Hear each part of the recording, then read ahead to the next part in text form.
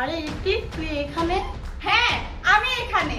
আর ভাই, তুই বড় ভাবি আর মেজো ভাবির সাথে এখানে কি করতেছিস? কি রে ভাইয়া, বড় ভাবিরা তো তোর মায়ের সমতুল্য, কিন্তু তুই বড় ভাবিদের সাথে এরকম কাজ কিভাবে করতে পারলি? ছি ছি ভাইয়া, ছি। আরে বোন, তুই বড় ভাই কিছু বলিস না। হ্যাঁ, শোন শোন শোন, তোরে আমি 1000 টাকা দিলাম, শপিং করিস। না না ভাইয়া, আমি বড় ভাইয়াকে বলেই দিব তুই বড় ভাবিদের সাথে প্রতিদিন কি করিস। আরে আরে না না না, তুই এই সব কিছু বড় ভাইকে বলিস না। হ্যাঁ, আর তুই বললে না বড় একটা কেলেঙ্কারি হয়ে যাবে। প্লিজ ইতি, আমি তোমার বড় বোনের মতো, প্লিজ এত বড় সর্বনিষ্ঠ আমার করো না প্লিজ। না, যতই তোমরা বলো, আমি তো বড় ভাইয়াকে বলবোই। শোন, সোজা হাতে ঘৃণা উঠলে না আঙুলটা কিভাবে ব্যাখ্যা করতে হয় সেটা আমি ভালো করেই জানতাম। ভাইয়া আমার সাথে এমন করিস না। আজকে আসলে তুমি মেরে ফেলবো। হ্যাঁ, তুই ভালো করে খুশি না? এই ধর ওকে, ধর, এই ভালো করে ধর, এই ধর, ভালো করে ধর। ধর। আজকে আজকে তুই মেরে ফেলবো। এই সব তোর চেপে ধর, মার মার মার। আর সব তোর উপর। এই সোনালি, এই সবুজ, কি করছিস তুই এখানে?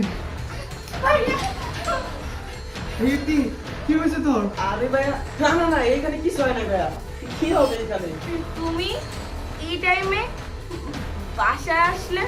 তোমার তো এই টাইমে অফিসে থাকার কথা। আপনি এখানে? জানো ভাইয়া, তুমি যদি এই সঠিক টাইমে না আসতে, বড় ভাইয়া আর ভাবি আমাকে মেরেই ফেলতো। কি বলছিস তুই এসব? হ্যাঁ ভাইয়া, তুমি যখন অফিসে থাকো তখন ছোট ভাইয়া ভাবির সাথে কি করে? ছি ছি ছি। এই, ওইসব কি বলছে? ওইগুলো কি বলতেছে আমার কাছে? ও তো আমার ভাইয়ের মতো। আর তুই এসব কথা তুই কিভাবে বলতে পারিস? তুমি জানো, তুমি যখনই বাসা থেকে বের হও, তোমার বোন ডেটিং এ যাওয়ার জন্য 5000, 10000, 100, 200 টাকা করে প্রতিদিন আমার কাছ থেকে নিতে থাকে। আর আজকে এসে আমাকে বলতেছে 2000 টাকা দেওয়ার জন্য। আর আমি যেই না করেছি সে আমার নামে মিথ্যা বানোয়াট কথা বানিয়ে চুপ, বলছে। একদম চুপ। আর একটা মিথ্যা কথা তুই বলবি না। তুই আমাকে যা বুঝাবি আমি তাই বুঝবো? তুই কি ভাবছিস আমি কিছুই বুঝতে পারবো না? আমি অফিসে যাওয়ার নাম করে আমি বাসায় লুকিয়েছিলাম। তোর এখন যা যা করছিস আমি সব কিছু দেখেছি। ও কি বলবে রে? আমি সব কিছু দেখে ফেলেছি নিজের চোখে। আমার বোন কোনো মিথ্যা কথা বলেনি, আমি সবই জানি।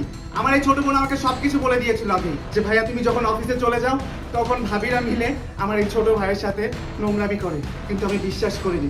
আরে আমি বিশ্বাস করবোই বা কেন? আমি তো তোকে ভালোবেসে বিয়ে করেছিলাম রে। আর তুই আমার ভালোবাসায় এই প্রতিদান দিলি? আমি বিশ্বাস করতে পারছি না তুই আমার সাথে এত বড় বেইমানি করলি। তুই কি করে পারলি এটা আমার সাথে? আর এই তুই তুই আমার নিজের ভাই হয়ে তুই তোর ভাবিদের সাথে এসব কি কাজ করতেছিলিস?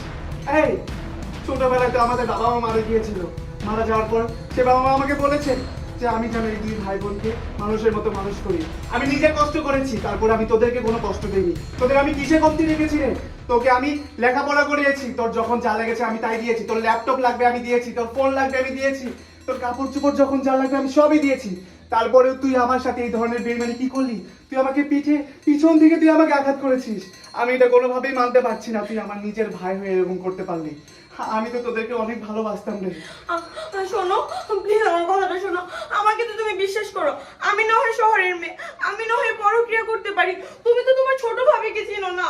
ও তো গ্রাম থেকে এসেছে, ও কি করে পারবে এগুলি করতে? তোমার ভাই আমাদেরকে বাধ্য করেছে এসব করতে। প্লিজ আমাদেরকে বিশ্বাস করো, আমরা কখনোই এই কাজ করতে চাই নাই। আমাদেরকে খুব হেনস্থা করছে এবং আমাদের খারাপ ছবি ভিডিও করে রেখে দিয়েছে।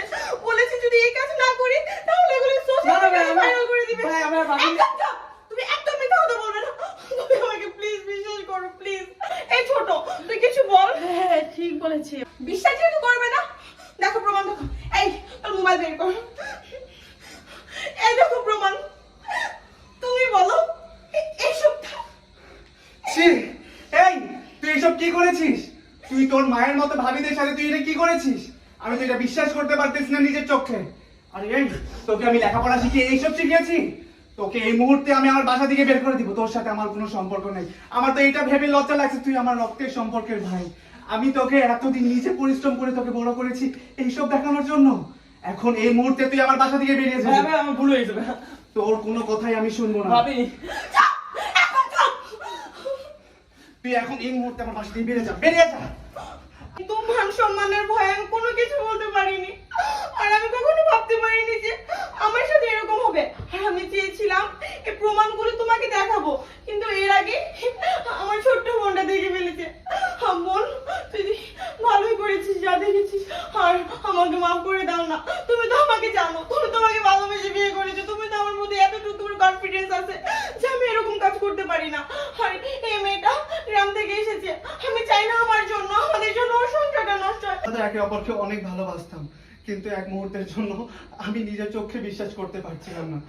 মনে করো যে এটা আমাদের একটা দুঃস্বপ্ন ছিল। আমি বিষয়টা মেনে নিলাম, আমি মেজো ভাইকেও কিছু বলবো না।